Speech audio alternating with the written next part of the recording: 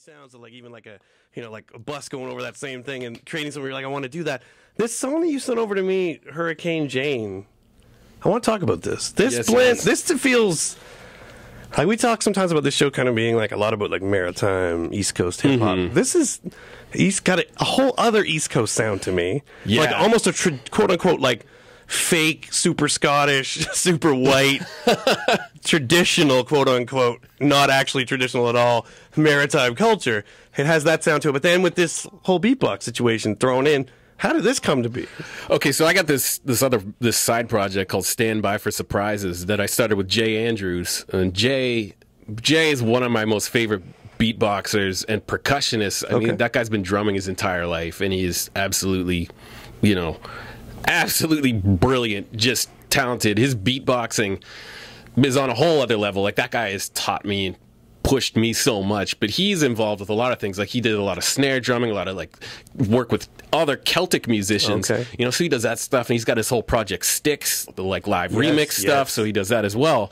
So we were trying to work on this weird fusion thing, kind of like Sticks and kind of like EMC's brain, like, oh, let's sample this, but then let's beatbox over it, and then maybe I'll rap on this, and then we're doing like using Ableton and Serato to kind of drop acapellas over everything that we've just created. So we're doing like live remixing, kind of like influenced by Sticks, but also like my boy Ango, like the stuff he was doing a long time ago. So we're just kind of taking all these elements. And so Jay Sticks, he was working on this project where he wanted to kind of fuse hip-hop and Celtic music. He ended up kind of scrapping that project because he's actually producing the new Ashley McIsaac record, which is amazing. But him and I did this track for his project, but then we decided we'll just kind of shuffle it over to the Stand By for Surprises camp and put that out. Jay's going to be away for the summer working in Toronto, so we were like, okay, we'll just kind of release this. We're on hiatus until the fall, start working again.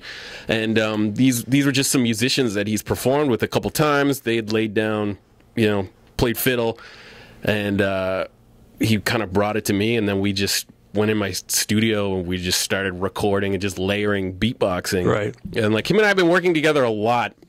I find this track really crazy because it is crazy. Like, him and I have worked so much together that our sounds have kind of blended, and I can't even tell who's who anymore in parts of this because we just kind of can do the sounds the same, and we just kind of layered over each other. It's really nuts, but it turned out just so happy with how it turns out.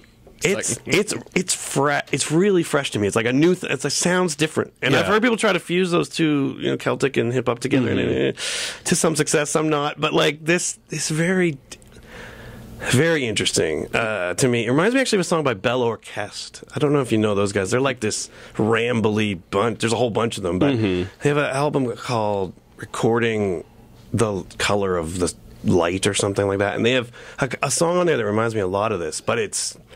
Hey, I should hook you up with that. Yeah, I'd love to check it out. How much do you do looping? Or like, are you into that? Like, I see, sort of like a how much is sort of what Reggie Watts does in a way, kind of. I mean, like Jay and I have we have a Roland looper, so we use that pretty heavy for Stand By for Surprises, but it's not just beatboxing, like we're triggering samples as well that we have, and I've got stuff on my SP505 sampler, so I'm just like stuff from that, and then we'll incorporate some beatbox loops, and then sometimes it's, the beatboxing's happening live, and then dropping other stuff, but we definitely, it's definitely pretty heavily used instrument for us with that project. Sweet. But I mean, that's the only looping I do. Other than that, I've always just been kind of a stubborn hard ass. I was just like, man, I don't like with 3-sheet. People are always like, oh, EMC, why don't you just get a looper?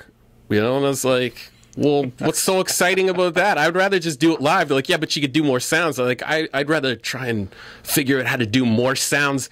In real time. Exactly. Didn't somebody suggest early on that you guys should also add like a jazz drummer would be a good addition? What you guys really need is a jazz drummer. And I mean, that's happened on numerous occasions. What? Yeah.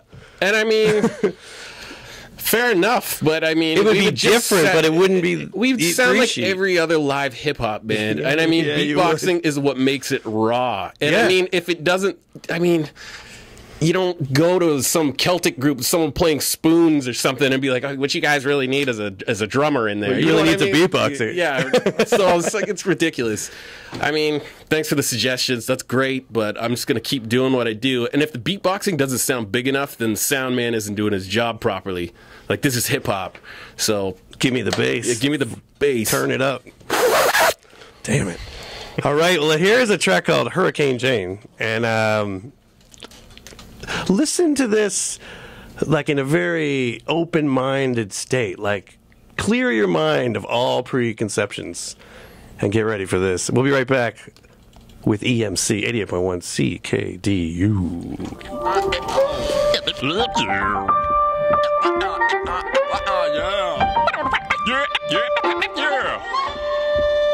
I know you're gonna dig this.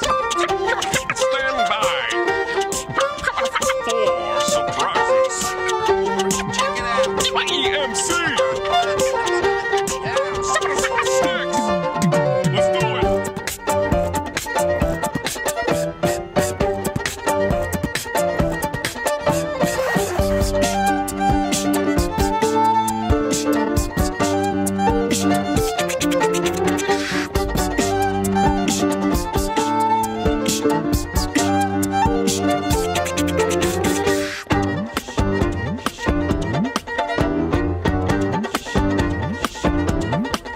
Here we go.